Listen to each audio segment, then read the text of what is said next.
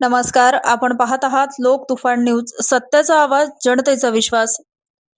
जालन्यातील police प्रशिक्षण केंद्रात जलसंधारण कार्यक्रमाला प्रारंभ. जिल्हाधिकारी आशिमा मित्तल यांच्या हस्ते शुभारंभ.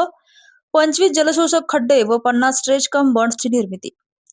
पावसाचा प्रत्येक थेंब अडवून तो जमिनीत मुरवण्याच्या उद्देशाने पोलीस प्रशिक्षण केंद्र जालना येथे जलसंधारणाच्या कामाला जिल्हाधिकारी आशिमा मित्तल यांच्या हस्ते प्रारंभ करण्यात आला. जिल्हाधिकारी आशिमा मित्तल यांच्या मार्गदर्शनातून जिल्हाभरात जलसंधारणाच्या कामांना मोठ्या प्रमाणावर चालना मिळत आहे. त्याला प्रतिसाद देत पोलीस प्रशिक्षण केंद्राचे प्राचार्य अशोक बनकर यांच्या नेतृत्वाखाली आणि भूजल तज्ञ डॉक्टर पंडित वासरे कृषी विज्ञान केंद्र जालना यांच्या मार्गदर्शनातून हे काम हाती घेण्यात आलं आहे. पोलीस प्रशिक्षणाच्या श्रमदानासह कुंडलिका सिन्हा फाउंडेशनच्या संयुक्त सहभागातून प्रशिक्षण केंद्र परिसरात पावसाचे पाणी जमिनीत मुरवण्यासाठी जलसंधारणाच्या विविध उपाययोजना राबवण्यात येत आहेत. पावसाचे पाणी वाहून नेणाऱ्या नाल्यांवर स्ट्रेच कम बंड्स तसेच पाण्याचा प्रवाह क्षेत्रात मोठे जलशोषक खड्डे तयार करण्यात येत आहेत.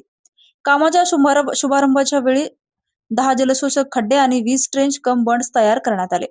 संपूर्ण प्रशिक्षण केंद्र परिसरात एकूण 25 जलशोषक खड्डे आणि 50 स्ट्रेच कम बंड्स तयार करण्यात येणार आहेत.